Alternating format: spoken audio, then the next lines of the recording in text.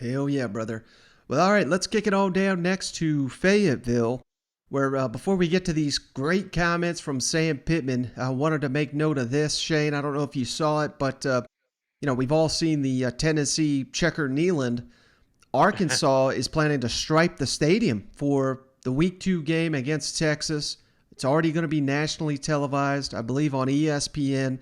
Now the fans are being asked to stripe the stadium for them Longhorns. So, hey, I didn't think this game could get any bigger, but here, everybody in the SEC, we know all about Arkansas. We've seen the stadium. We've seen those great fans, but it really is not always the case that you get to showcase your program nationally. And Arkansas is going to have that opportunity very early on in the season, playing the Longhorns. There's so much hype with this game, and I just wanted to call attention to that because I think, like I said, I didn't think this game could get any better, but if they pull this off, I think it's just going to be fantastic for Sam Pittman and his program. Dude, this is the biggest game that they've had in the last, 7 years? So this is going to be a huge stage. This is going to the entire country is going to be watching, not just because it's Arkansas, because it's Texas. Mm-hmm. This is a team that's going to be playing in the SEC soon, most likely next year. So this is just a sample, and what better than an ass whooping from the Arkansas Razorbacks? You know what I'm saying? Forget striping the stadium. Stripe that ass when they get in there. That's what I say. So, I'm pumped up for this game, and I just hope that it is a absolute bloodbath. Well, I know someone that agrees with you, Shane, and that's Coach Pittman, who recently spoke with the Little Rock Touchdown Club. And these are some of the best comments we've had from Sam Pittman since he got to Arkansas. Man, would it be great if every press conference was at one of these touchdown clubs? Who knows what we'd get from these guys? You know what? I love it, man. They got more beers in them than I do right now. I love it. I'm telling you, Sam's about to come out here in a minute.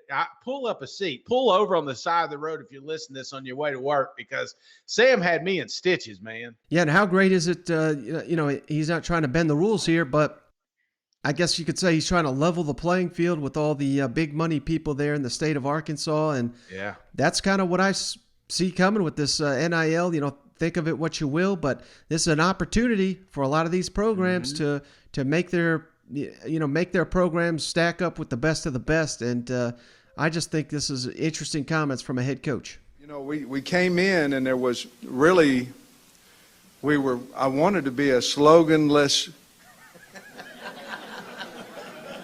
football team. Everybody said, hey, what's your slogan? I ain't got one. I mean, win a game. I don't know what it is. Score more points than the other guy. That's my slogan. And so we beat Mississippi State. And we had to turn that damn jukebox on. It had nothing to do with me. So I'm so embarrassed because I said we're going to be a blue-collar, hard-working, tough, after deal, no slogan. And then everybody got to turn the damn T-shirt on. Or, yes, sir, And anyway, I do know this, that whatever I say, y'all listen, because Sam's Club's tearing it up with the yes sir T-shirts in there. Whenever I got offered an O-line job at Alabama, and when I was here the first time, and I was talking to his agent who had called me about it, and I said, well, I don't think I can do that. Hell, I'm in Arkansas. Well, I don't want to go there, And he said, I said, plus he's never, he never told me how much money it is. And he said, well, Coach said Arkansas got money, plenty of money too. And you know what? We sure do, And so in the NIL situation, who else you going to give it to? The pro team? No, they're not one. You know what I mean? So our NIL for us can be very, very positive for us. Now, if it was up to me, like our O-linemen, they got a barbecue deal, So there's two things I want to comment. Thank you. I don't know why I thanked you, but so the barbecue, yes. So our O-line gets a barbecue deal. There's two problems with it. Number one, I didn't get involved in that either, Judy. And number two, did I forget number two? Number two, if it was up to me, everybody on the team would get the barbecue deal. So I walked in because I'm nervous because the guys, they're thinking I'm Mr. NIL and I'm not. I'm Mr. Out of It. I don't want nothing to do with it. I mean, can you imagine, hey, I'll give you a Mercedes, you enjoying your Pinto? I mean, you know what I mean. I'm not getting involved in that. So any help, I don't know if I can even say any help, so I'm not going to say it. So I don't know, I don't want to get in trouble. But we do have NIL at the University of Arkansas. And it only functions if people, you know.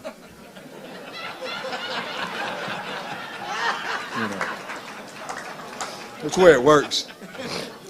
You give me something and then I tweet something.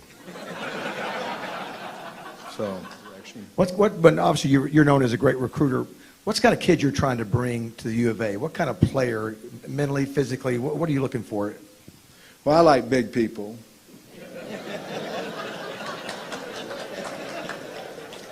And I used to be slim, but I wanted to like myself more, so I gained weight.